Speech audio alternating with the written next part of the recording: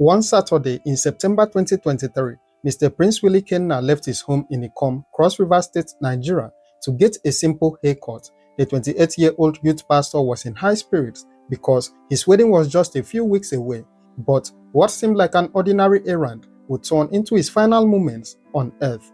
What his family would discover in the days that followed would lead them on a shocking chase from Cross River State to Lagos, where they would uncover a web of lies spun by men who stood behind pulpits every Sunday, preaching the word of God. This is the heartbreaking story of Princewill Ikenna, a young man whose life was taken by fellow pastors, and how the Nigerian justice system nearly allowed his killers to walk free, if not for the persistence of the victim's brother and family to get justice for their loved one. Princewill was not just any young man, he was a devoted member of the Redeemed Christian Church of God, where he served faithfully as a youth pastor. His heart was filled with joy as he prepared for his wedding, which was scheduled to take place in the coming month. On that fateful Saturday in September 2023, Princewill told his family that he was going to get a haircut. None of them would have ever imagined that that very moment would be the very last time he would ever be seen alive. When Princewill did not show up in church the next day, his mother immediately became worried because her son never missed church service. Before the service ended, she left and went straight to his house to check on him. When she arrived, she asked the neighbors if they had seen Princewill, but they told her something that made her heart sink. Princewill had not slept at home that night. The worried mother returned to the church and informed her other children about her discovery. After the service ended, the family went to the Ikom police station to file a missing person report. However, the police told them to wait for 24 hours and that if Princewill still didn't show up or contact them, they should return to the station. The family left with heavy hearts, planning to return the next day. But before they could return to the police station, tragedy struck.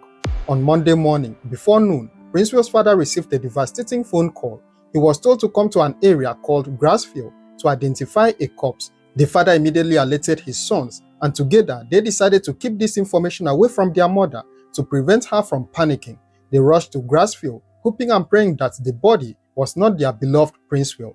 When they arrived at Grassfield, their worst fears were confirmed. The corpse lying before them was indeed Princewill, and the sight was horrifying. He had 3 bullet wounds in his head, and his Lexus RX 350 car was nowhere to be found. It then occurred to the family that he had been robbed and murdered for his vehicle. The family returned home and tried to hide the terrible discovery from their mother, but she eventually found out. However, what the killers did not know was that Princewill had installed a tracking device in his car. His brother Ernest Onyeka remembered that Princewill had once mentioned putting a tracker in the vehicle.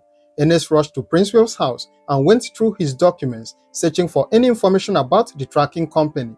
He found what he was looking for and immediately called the company.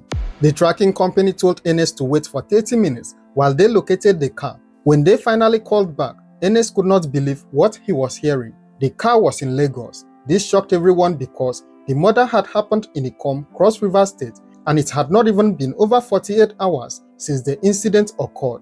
The brother wondered how the car had traveled all the way to Lagos so quickly.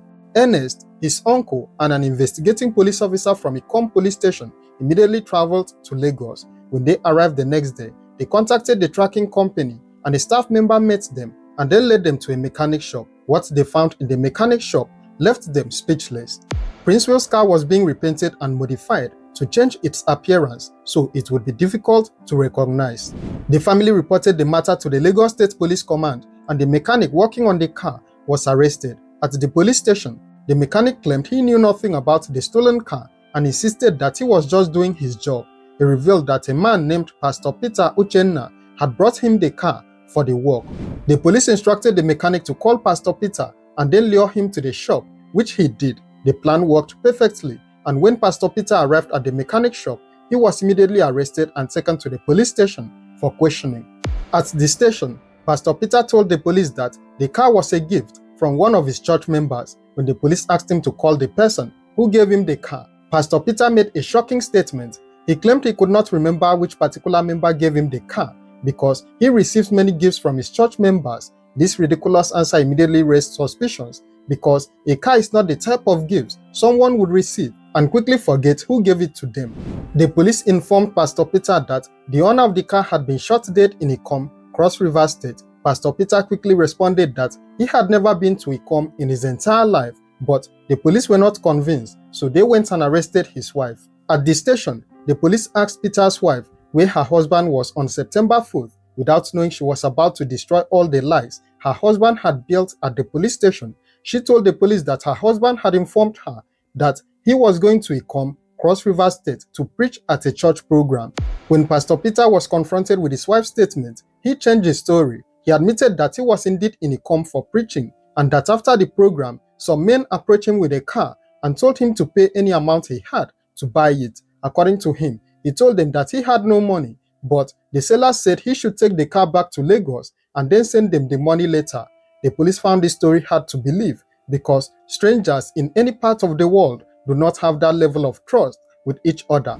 Ernest and his uncle then reported the case to Panti police station, still in Lagos. When Pastor Peter arrived at Panti, something interesting happened. Some officers who recognized him said things like, "Pastor, you have come again," which revealed that Pastor Peter had been arrested multiple times before for various crimes. One police officer was said to have even told the pastor that he would not survive this particular case, hinting that this case would finally land him in prison.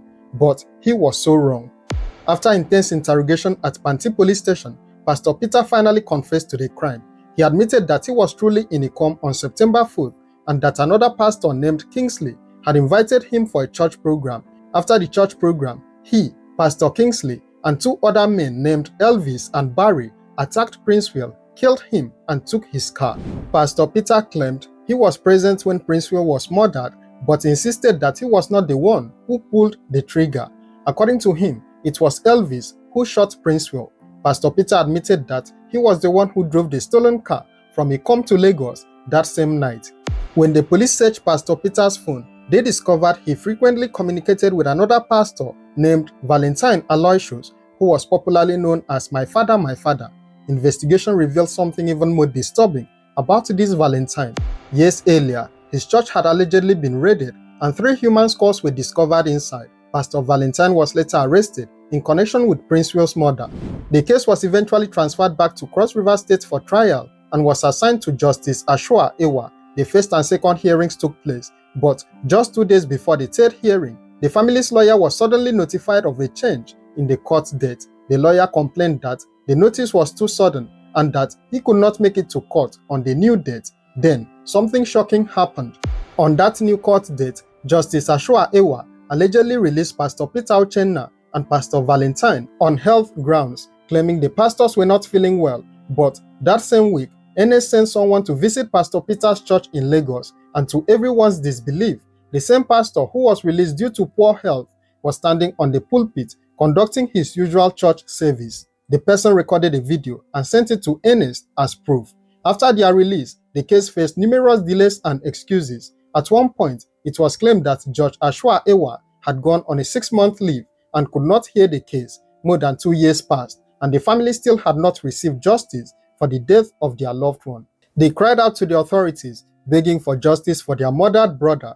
Their cries did not go unheard. In October 2025, the Cross River State government finally intervened. The Solicitor General and Permanent Secretary of the Ministry of Justice, Barrister Antonio Konefium, issued a statement explaining what had gone wrong with the case. According to the statement, after the family petitioned the Chief Judge in March 2024, requesting that the case be reassigned to another court, the Chief Judge approved the request in May 2024. However, the Deputy Chief Registrar of Court, who was responsible for transferring the case file to Court 2 of the Ikom Division, failed to do so for unexplainable reasons. This court official was later queried in September 2025 when the problem was discovered and has been referred to the Cross River State Judicial Service Commission to face disciplinary action. The government also revealed that the Attorney General of Cross River State has directed the Director of Public Prosecutions to take over the case to ensure it is properly prosecuted. The case was reassigned and came up on October 13, 2025 for rearrangement of the accused pastors. However, Pastor Ikenna Peter, although represented by his lawyer, was not present in court on that date, and the matter was adjourned to October 21, 2025. The government also stated that they are working with the police to arrest 3 other suspects who are still on the run. These 3 suspects include Elvis Nto, Pastor Kingsley Effiong, and a man named Barry. These men are believed to have been directly involved in Princewill's murder. The intervention came after massive public outcry on social media, with human rights activists and concerned Nigerians demanding justice for Princewill. As of now, the Cross River State government is actively on the case, and we hope that the right thing is done so that the family can finally get justice for their loved one.